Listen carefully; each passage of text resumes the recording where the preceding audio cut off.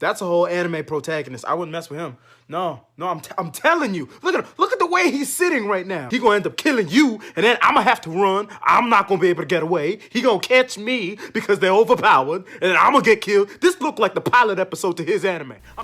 Jujutsu Kaisen is one of the newer animes in Shonen Jump by mangaka Akutami GeGe. Although it has a lot of similarities to the likes of Bleach, Naruto, and Yu Yu Hakusho, it can stand on its own 2 feet despite all that. Jujutsu Kaisen is more of a love letter to anime, with its constant anime references and name dropping of iconic series, moves, etc. Which is cool to see that these series actually exist in their worlds much like ours. In a world much like ours, super athlete Yuji Itadori is plunged into the world of curses. After being possessed by the ancient curse spirit, Sukuna, by consuming one of his 20 fingers. Hey yo, what the fuck? He decides he'll join the good fight to defeat curses and then die to destroy Sukuna for humanity. So after the events of being possessed by Sukuna, he goes on to join the Jujutsu Kaisen sorcery school, where he's going to learn how to use his curse energy to fight against curses. Now you might be asking, what are curses? Well, curses are human manifestations of negative emotions, such as anger, fear, guilt, etc. So really, curses are of creation, really. These curses grow and manifest into more creepy, grotesque beings that can harm people in more ways than one. Although Yuji did not have the choice to become a Jujutsu sorcerer, he did want to honor his grandfather's final words of doing as much good as he can. So when he died, he could have people around him, unlike his grandfather, who he only had Yuji. The characters in Jujutsu Kaisen are an interesting bunch. Although they're all slightly crazy in a way, they're a fun group to watch. We have the main character, Yuji Itadori. He's an optimistic, kind of bashful, super athlete of a kid he's just a nice person in general, thrust into this dark, terrifying world of curses, where he's going to be forced to do things he kind of doesn't want to do morally. It's just great seeing his character kind of develop throughout the series and just see how much he changes in a good and a bad way. He's an interesting character to see.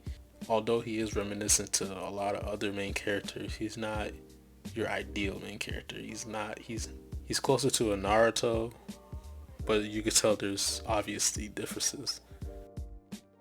Myushigoro, the first Jujutsu Kaisen sorcerer that we see, he's a really great character. A lot of people probably compare him to a Killua or a Sasuke, but really he's more of a Shikamaru. He just kind of reserved.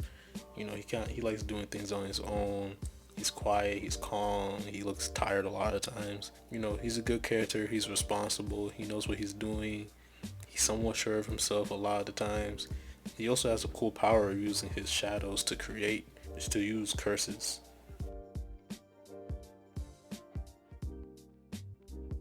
We got the girl that grew on Nobara, Kugisaki. She's a fun character to see. She's a country girl moving out to the city, which what she wanted this whole entire time, really. She's a fun character to see. She's kind of like that middle ground to Yuji and Megumi. She really balances out the group. One moment she's as serious as Megumi when it's time to be serious, but when it's also a downtime, she likes to have fun with Yuji a lot. So I feel like all those characters together are a great balance.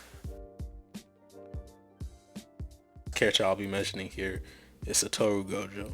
Easily one of my favorite characters in the series. Easily one of the strongest characters in the series. He's a cool mentor who's less serious and more goofy.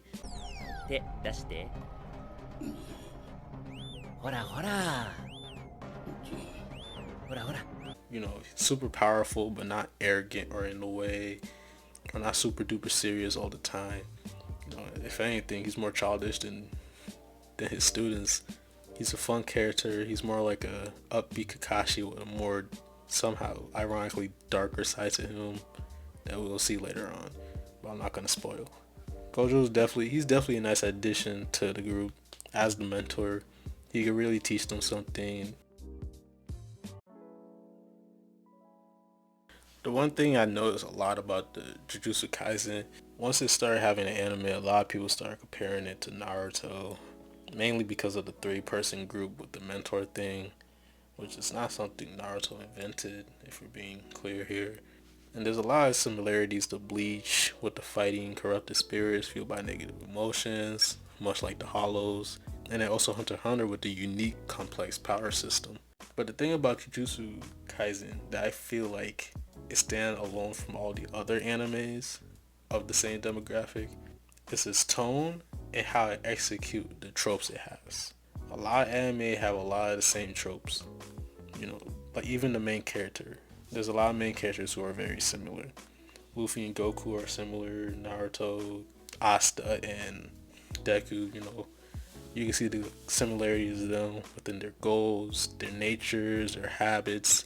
But with Jujutsu Kaisen, it takes all those tropes, and I think it does the best with all those tropes. So I feel like the manga did a great job of taking those tropes and really using them to the best of their abilities, to the point that it feels natural and it doesn't feel like something we've seen before either. And I think that's one of the shining parts of Jujutsu Kaisen, what makes it so interesting to see. We're seeing a lot of similar things but done in such a ways that it's very clever and interesting.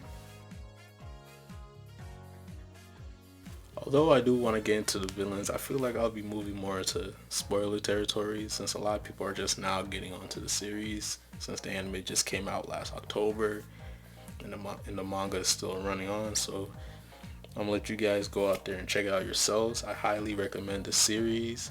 It's a good watch. The animation is stellar, and Studio Mappa is doing its thing this season.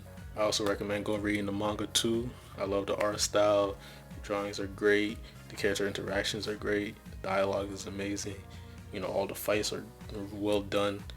It's a really great series, and it feels refreshing despite being something we have seen before in different forms and ways. So I highly recommend this series. While we're still here, I hope you guys like the video. I hope you guys subscribe, like, and hit that notification bell to see all the next videos coming out later on. And I'm glad you guys tuned in, and I'll see you guys next time. Peace.